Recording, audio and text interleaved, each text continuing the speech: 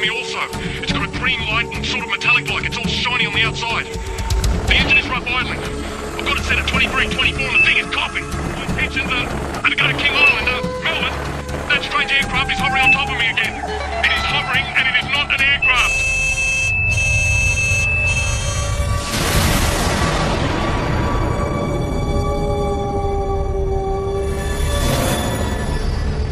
What you've just heard was a recreation of the final words spoken by pilot Fred Valentich before his plane disappeared over Bass Strait. Even though it's been 19 years since Fred disappeared, the mystery surrounding what happened to him still hasn't faded.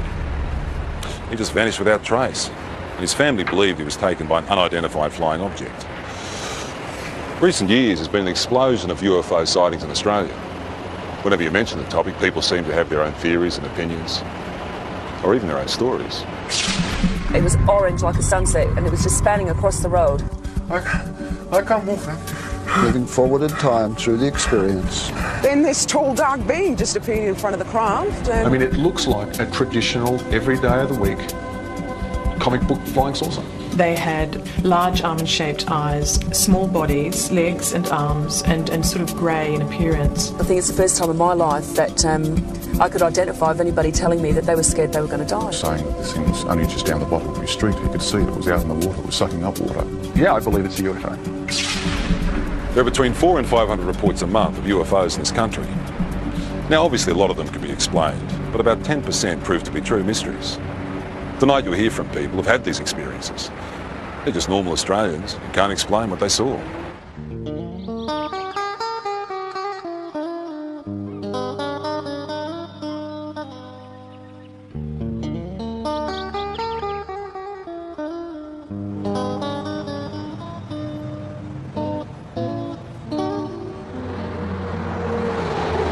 I was travelling from Sydney in a northerly direction toward Gosford along this particular road here, the Pacific Highway, and it was quiet. There wasn't a lot of traffic. It was early Christmas morning, and I was just gazing out of the front window of the car, and I saw approximately a half a kilometre away a bright silver metallic object crossing from south to north.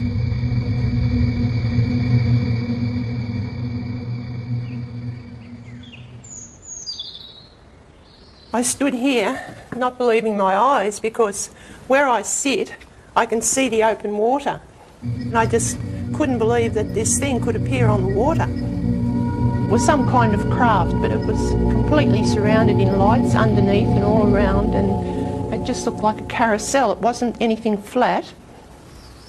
Around holiday time, the local police know they'll be busy, but on this New Year's Eve the calls weren't what they expected. All people that I spoke to had exactly the same thing to say. There was no variance whatsoever in the object that was sighted. It was a huge chrome, very shiny object in the shape of a ball. At the bottom of the ball was a number of huge white lights. This object looked like it was sucking up water.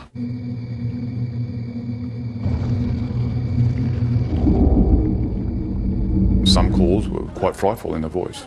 You could actually hear the fear, and in the background especially, the fear of people and of course animals and things at the time that were experiencing this phenomenon. We're looking out above this headland here, and we're watching a bright light move in a strange fashion that you'll never see, or we never saw anyway. That was moving quickly and moved, for instance, in a zigzag fashion. We were watching it for 10 to 15 minutes, move in this direction north, and we just saw this bright light, 15, 20 metres above our car. Just a bright light, emanating light towards our car.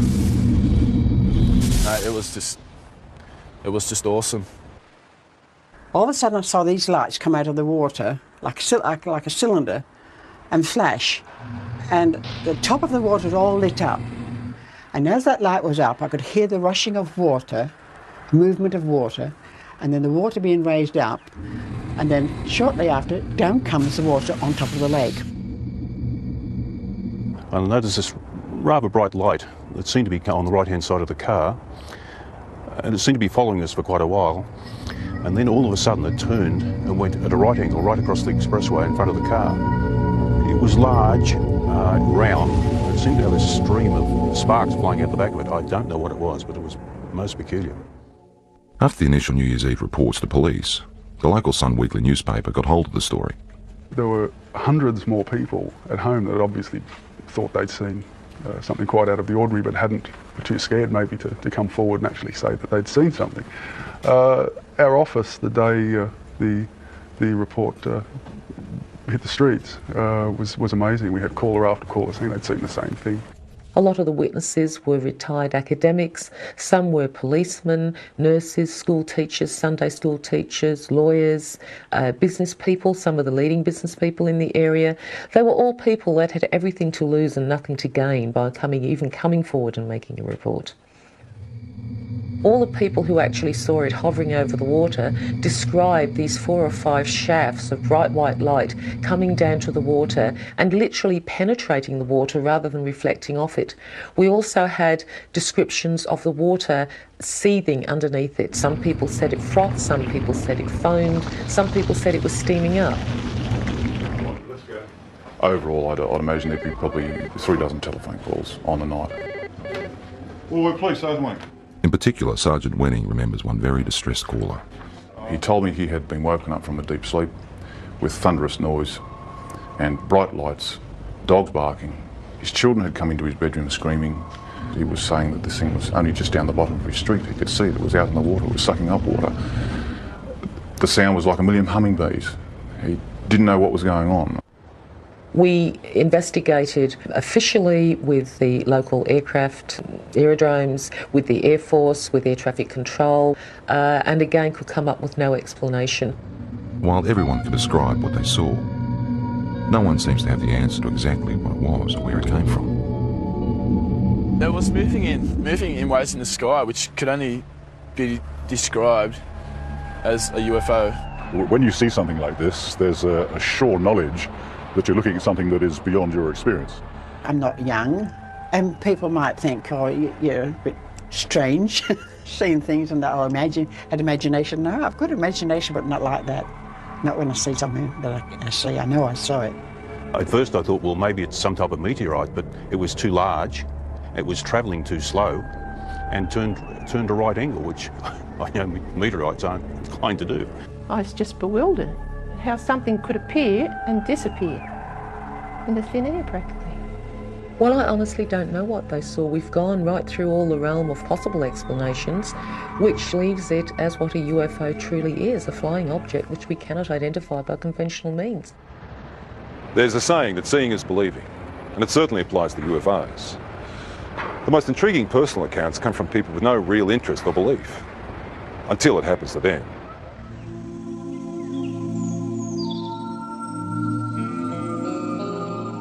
Before this happened to me, I can be honest, I could say that I was in that category of being naive. I didn't believe it. I didn't really believe it, because I had to see, it's like I would have to see it with my own eyes.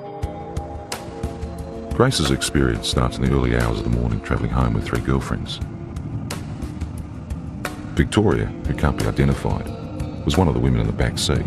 It's when I got a bit further down the hill that I noticed on the right-hand side of me some long, oblong-shaped lights. I didn't know what they were. I mean, I only sort of caught a glimpse of a bright orange light sort of shining through. As I got down the hillside and started to come around the corner by this little hotel that takes us back through the back roads towards the freeway, one of the girls in the back noticed a very bright white light with a type of blue haze around it. When the girls were sort of saying, oh, maybe, you know, like it's a UFO, and, you know, it was sort of like, just laughed it off and said, don't be so ridiculous. The women continued their trip, but further down the road, more lights appeared. I heard Victoria and one of the other girls in the back there, they were commenting on something that was behind us. They actually thought somebody was coming up behind us, like a truck or something, because it was moving fairly fast and very bright. It was just such a bright as blinding light. It was orange like a sunset, and it was just spanning across the road. I got really scared. I said to Grace, quick, just step on it. Because I knew there was a town just a kilometre up the road.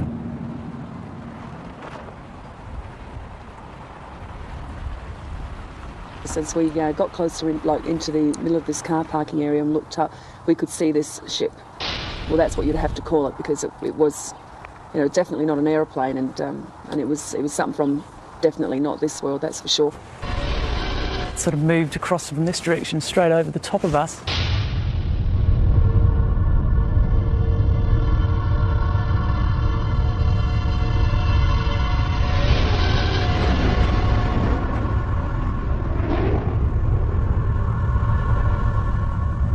Sort of disappeared into a gully where we lost sight of it.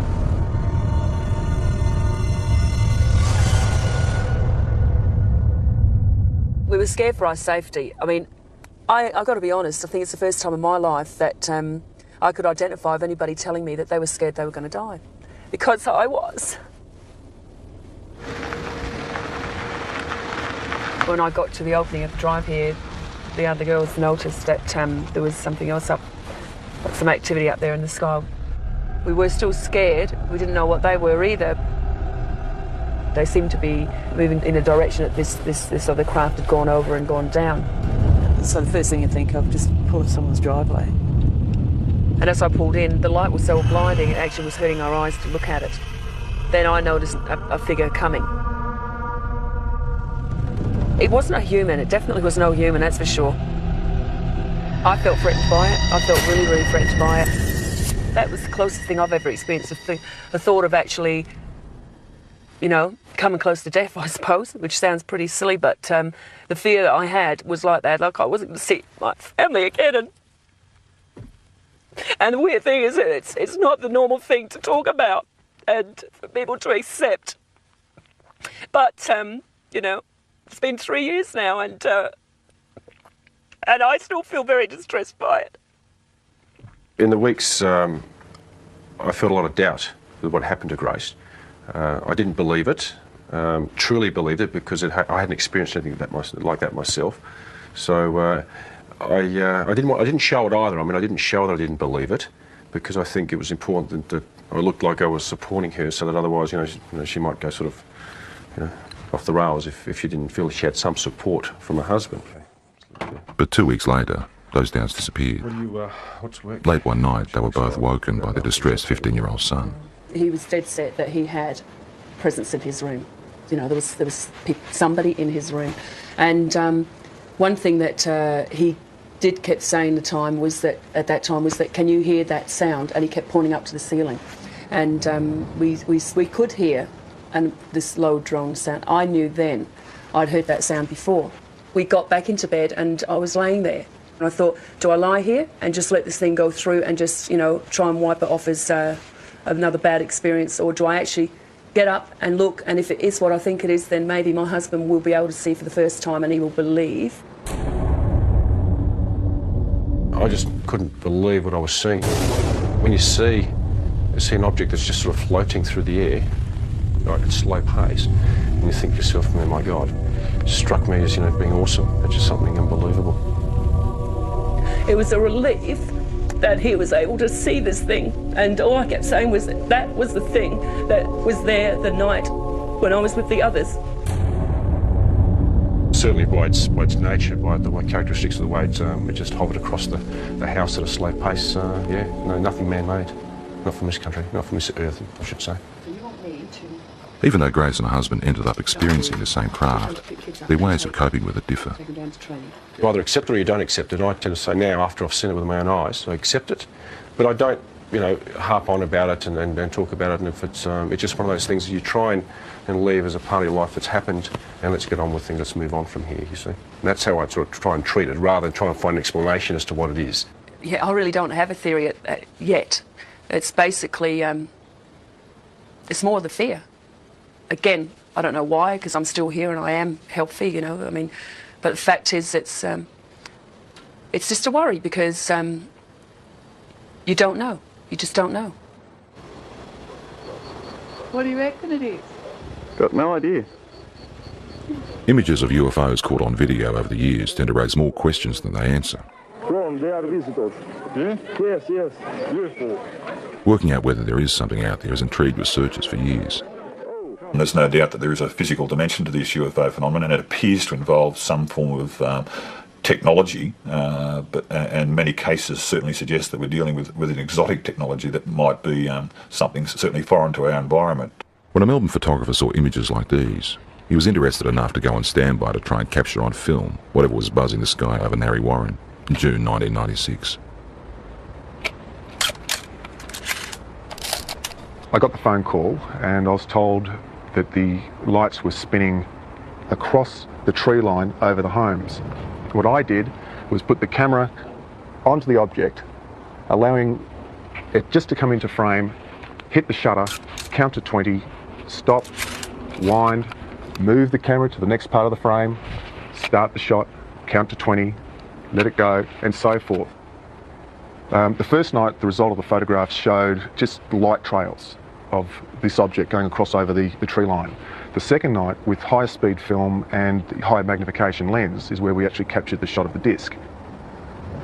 This thing was, the only way to explain it was moving across the air like ice on a hot plate, very, very smooth. Later in the program, Doug's photos will be studied by an independent expert. Well, it was flying, it's unidentified, and it was definitely an object. What it will be, and I hope with the analysis will prove me right.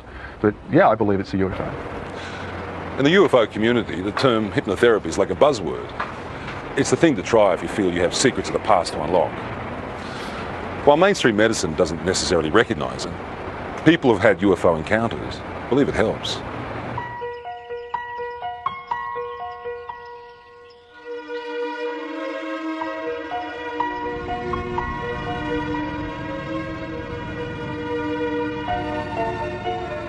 Victor Pufulescu believes he started having alien encounters as a teenager back in his native Romania. He's turned to hypnotherapy to try and find out exactly what happened. It's like being a good soldier. You just obey orders. This is actually probably the best description of hypnosis process. Loosen limb, deeper sleep. Loosen limb, heavier and heavier. Not a worry, not a care. Deeper, deeper, and deeper. Hypnotherapy is a way of allowing us to get into the subconscious mind. The intellectual mind tends to want to control and criticise everything. It's the censor of stuff it doesn't even know about that was in there before we were 3 years old. So by sort of relaxing and sliding across the conscious mind, if you like, we can sort of delve into the unconscious, or to allow what's in the unconscious to find its way out. Oh, I can't move, Frank. Uh-huh. The pressure is increasing. I can't move. The chest, my arms, uh-huh, my legs. There's a thing about hypnotherapy that very often the subject will want to please the hypnotist. They have to look at that, but the thing is that you can see that when a person is reliving an experience, that it's pretty easy to see whether that's faked or not. Moving forward in time. My legs. Moving forward My in feet. time. Moving forward in time through the experience. The pain is inside of my elbow. Uh-huh. Thanks. Who are you saying thanks to? Them. Uh-huh. Can you ask them what they're doing? No. It's a test. That's a test. I just know it's a test. They keep me telling be calm. They're telling you to be calm. Yeah. Very often the people are quite disturbed about dreams they're having or things they've imagined happen to them. And they often come out of this saying, I'm pleased I'm not crazy, or I'm not mad, or I'm not imagining this. It does give you some answers, but also creates thousands more. And this is probably the trickiest part. I'm never happy with the answer which I'm getting, and I want more and more and more.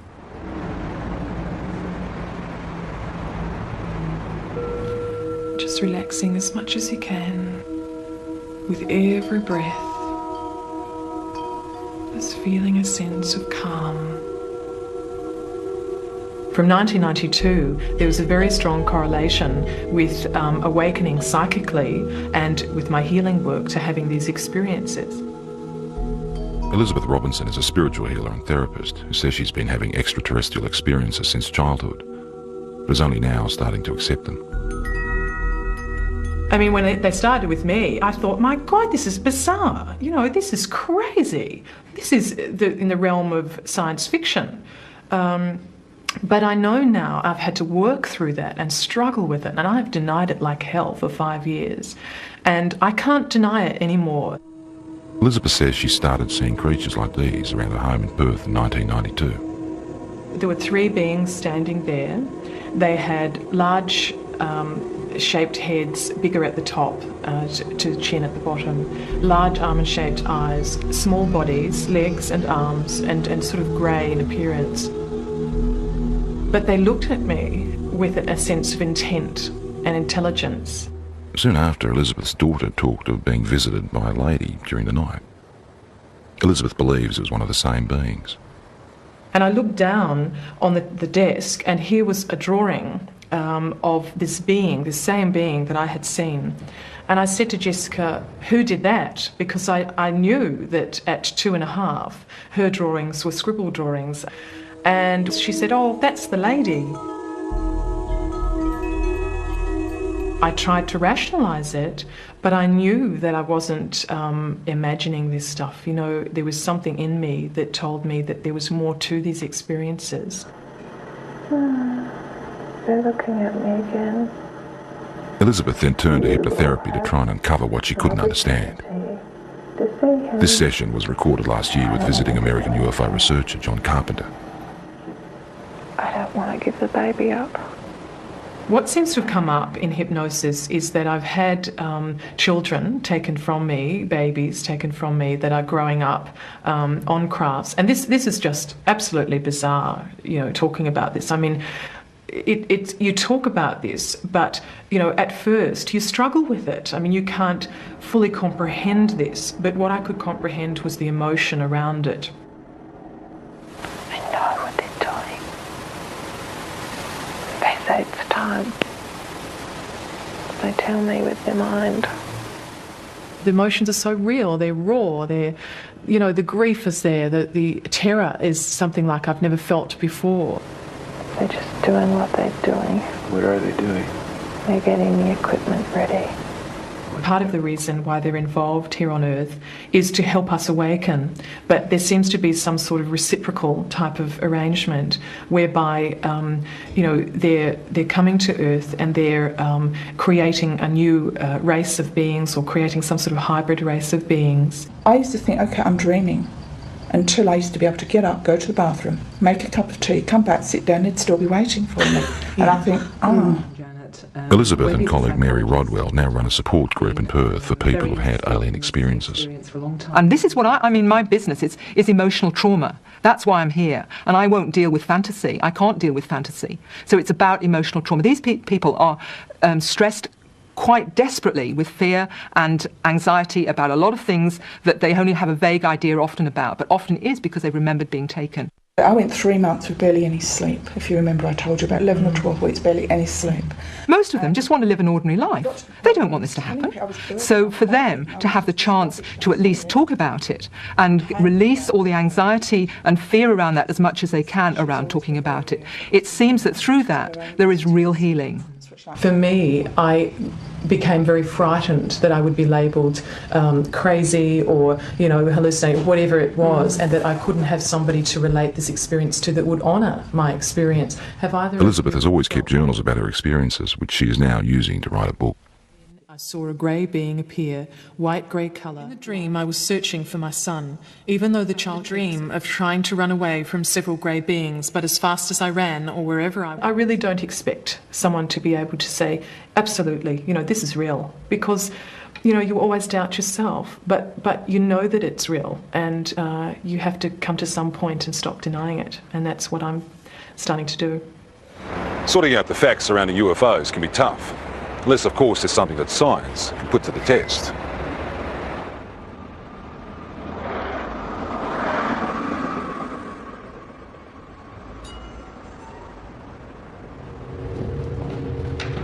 Earlier in the program we saw photographs taken by Doug Page. The time exposures show what Doug believes is a UFO hovering near his home in 1996. Now, has this been observed by other people as well? Practically all of Narre Warren. Mm-hmm. Okay, so that was seen, but not as a streak, because No. this is a time It's exposure. just an So it orb was light. simply an object of some sort traveling in somewhat of a line, but as you can see, it goes up and down here. This type of negative sleeve will take... The professor would like to examine the negatives that come before and after the pictures in question. Explain to me why... But Doug has used the ends of rolls of film and discarded the shots he felt didn't work. Now, when the films were actually ready for handling, I'd lay them out, and I went through them, and I go with the scissors, and I just go cut, into the bin, cut, put it there, and that's what I did. Okay. After examining the camera the shots were taken with and checking density readings on the negatives, the next step is to enhance the images on the computer. Typical and in good shape. I don't rely on computers for analysis. They're a bit of a tool. They sometimes let us see things a little bit better, but to actually definitively say that a particular thing is something, I stay away from that. How did you focus the camera? Just on infinity. Okay, so if you focused on infinity, technically the tower should be sharper in focus than the tree. Should be, shouldn't it? Mm-hmm. But it's not.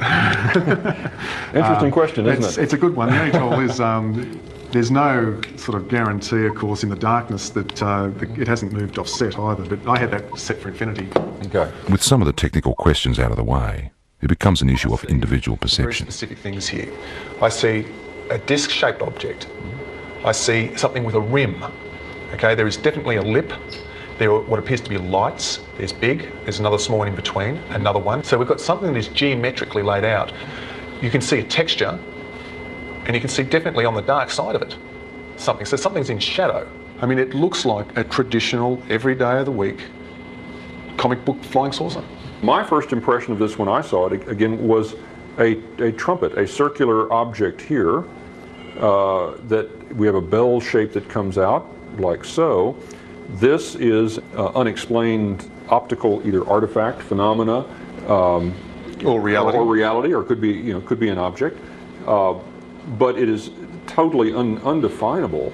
And of technical concern is the fact that the start of the time exposure is more in focus than the end shape.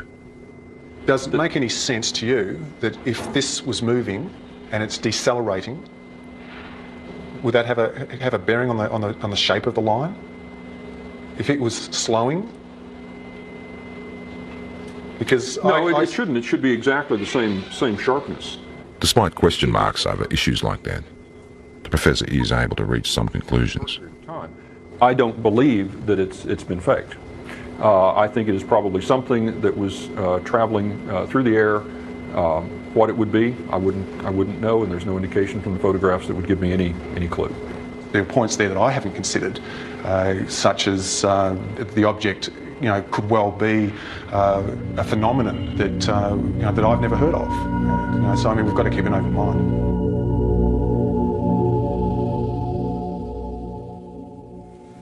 I don't know, maybe between 6 and 8, I would assume. Okay. They were fairly intense, or? Yeah, they were very close together as well. Right, okay. 4 years ago, Kelly Carr was a mother and housewife with no interest in spaceships or aliens. Now she's using technology to reconstruct images of her own encounter. It does give the idea of the lights there, but the brightness of the light, it gives a good impression, except that the colour doesn't seem right. Kelly's account starts in August 1993. My husband and I were driving up to my girlfriend's place in Monbulk, which is in the Dandenong Mountains. We were driving on Belgrave Hallam Road, and it was just on dusk. I saw what I thought was round orange lights in the field. It looked unusual to me. Later that night, retracing their route home, Kelly noticed something else unusual. It's about a kilometre or so in front of us, about twice the height of the treetops. We could see this object, which at first I thought was a blimp. It had the shape of a blimp, but it was light. As we got closer to it, the light seemed to sort of separate, and it was actually these a row of round lights, and they were orange. It appeared like there was silhouettes standing in these round orange circles, like people, but you could only see the black outline. Well, I just said to my husband, look, there's people in there. And the minute I said that, it shot off to the left of us. Within 1 or 2 seconds, it was gone completely. About a kilometre or two further down the road, as we kept driving, I came across what, at least what I thought, was a screen or a wall of light across the road. And my heart started racing and the adrenaline was sort of pumping through my body, and I'm thinking, we've just seen this back down there, we're in for, you know, a close encounter. Then the next instant, nothing. We seem to have actually covered a fair distance that I don't even remember covering. It might have been possibly close to a kilometre that I don't remember actually travelling. There was no light, there was nothing blocking the road. Kelly says it wasn't until weeks later she remembered actually getting out of the car that night. Then I saw that there was another car that had pulled up 100 metres down the road. Then I walked around the front of the car to where my husband was standing on the other side, and we started walking across the road together. As we were walking across the road, I looked down and I saw that the other people were getting out of the car and starting to walk as well. So I was quite happy that there was other people there who were seeing the same thing that we were. And we walked up along here to where the fence is. Right out in front of us is this huge craft. I was totally awestruck, you know, it was science fiction coming to life. There wasn't any fear then, it was just all total awe. We stood here, I guess side by side, my husband and I, for about 30 to 45 seconds. Then this tall, dark being just appeared in front of the craft, and he was followed by about another 7 or 8 that appeared straight behind him. I felt this energy go through me. It's like nothing I've ever experienced before in my life. It was like some sort of low-level frequency that came in waves, but it was so dense that I could actually physically feel it going through my body. And that feeling absolutely terrified me. It was like, I can't even explain the horror that I felt just feeling this. And I began screaming. The minute I did, the eyes on these things lit up and they came charging across the field. Halfway across, they split up into 2 groups. Some headed off down there and the rest came directly towards us. I felt this blow to my stomach, and the next thing you know, I'm back here somewhere on the grass. It literally lifted me off of my feet. And I thought I was going to die. I thought if I don't get up now, I'm going to pass out and I'm going to die. I'm not going to come back to consciousness, you know. So I pulled myself up into a sitting position, and when I sat up, I couldn't see anything, and it was like there was just black in front of my eyes. I wanted to try stretching it down a little bit as well. Kelly's not the only one who saw these images that night. For the first time ever, independent witnesses have given the same account of a close encounter. Even though Kelly has never met Jane, Glenda and Bill from the other car she saw, she has seen the sketches they drew for UFO researchers. They've drawn the same circles of light around the top of the craft with these blue lines coming down, ending in a semi-circle on the ground. They've actually also drawn a tripod underneath, which was something I didn't see that night. It becomes very clear then that we were all looking at the same thing and that it wasn't your average saucer-shaped craft. Basically, the second party were able to draw sketches of the beings very similar to the ones that I had, and they're not your usual little grey things that are, you know, media propaganda. I found a small red-coloured equilateral triangle underneath my navel, which I guess in reality provoked only a minor curiosity at the time. It was oddly geometric, and I did wonder, you know, how something like that could get on me that looked like a burn without me feeling it. At UFO conferences, where Kelly is now a keynote speaker, she adds strength to her own story by showing photographs of physical marks left on one of the other women. We're all left with triangular marks under our navels, but the ones that were marks that were actually photographed, the first one came from Glenda, which is it's a series of 3 small red dots along the inner thigh, and both Jane and Glenda were marked with these dots. I wasn't. Glenda had a ligature mark around her ankle, which is quite severe bruising. It looked like she'd been strapped down to something. UFO researchers have also reported finding physical traces at the site where all witnesses said the encounter happened, particularly in relation to where the craft landed. Inside that semicircle was actually a triangular formation of 3 points spaced 6 metres apart, which correspond with the tripod that was drawn underneath the girl's craft. To this day, Kelly still doesn't know exactly what happened to her that night. Tried a little bit. Her most vivid memory is the fear that she felt. That's very good. It's finally come out to what I'm looking for. And I think a lot of people, might have experienced the fear in a nightmare when you're being chased or something like that, and it's a terror that you feel that, sometimes can wake you up or whatever, but it's absolutely horrifying when you're dreaming it. And that's exactly what I was feeling while I was totally awake. That sort of terror, actually having to feel it while you're conscious and physically awake and feel it as a reality is like a living nightmare, like a nightmare come to life.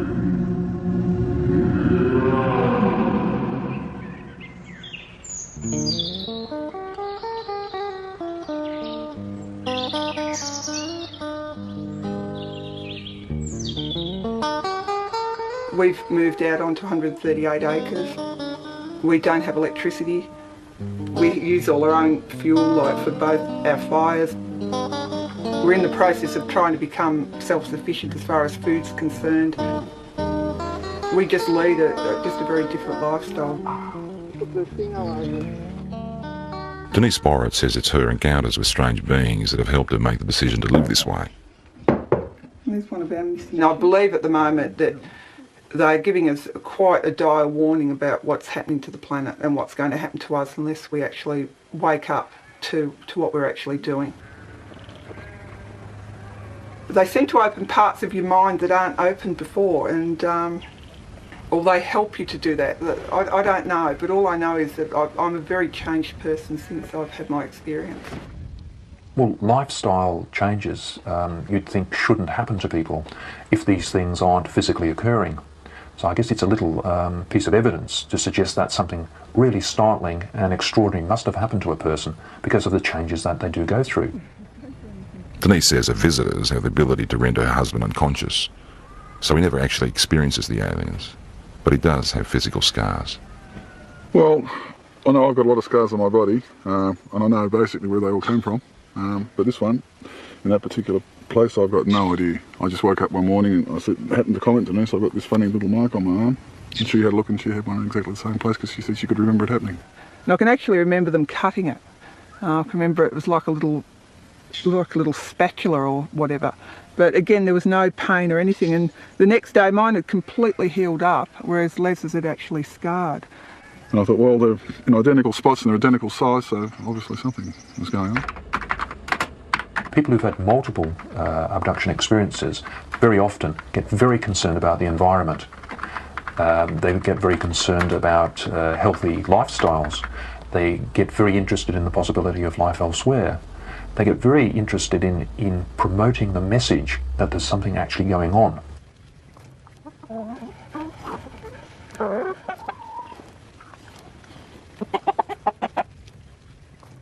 If things do go haywire on the planet, like I believe they will, that we at least will be able to feed ourselves and not have to rely on man-made energy to keep ourselves going.